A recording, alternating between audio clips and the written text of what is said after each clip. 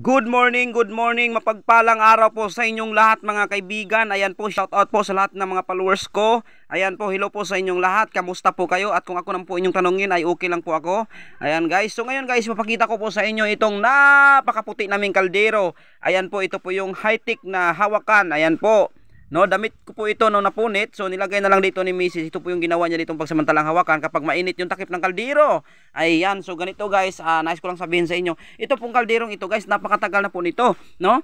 So 1980s po ito na kaldero. Ayan po. So kaya maitim masyado kasi nga dito sa bukid, sa probinsya, yung panggamit namin dito na panggatong ay kahoy. Kaya umaapaw dito yung apoy, kaya maitim masyado. At saka sa totoo lang guys, matagal na po ito na kaldero. 1980s pa ito. So hanggang ngayon andito pa rin. So sa lolo ko po ito guys, at binigay lang sa amin nung nabubuhay pa yung lolo ko. Alright guys, so ayan po yung kaldero namin. Napakaputi talaga guys. Ayan.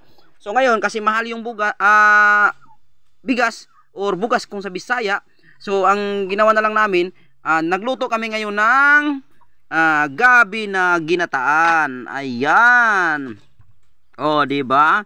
Kasi wala kaming bigas, so ito na lang kinain namin, gabi na ginataan. Oh, 'di ba?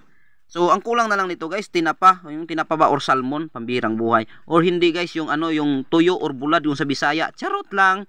So yun guys, gabi po yan guys na ginataan. Ayan, medyo umuusok pa kunti. Ayan. Oh, 'di ba? Napakasarap nito guys. Ayan. So ganito ang pagkain sa bukid, walang arte-arte yan.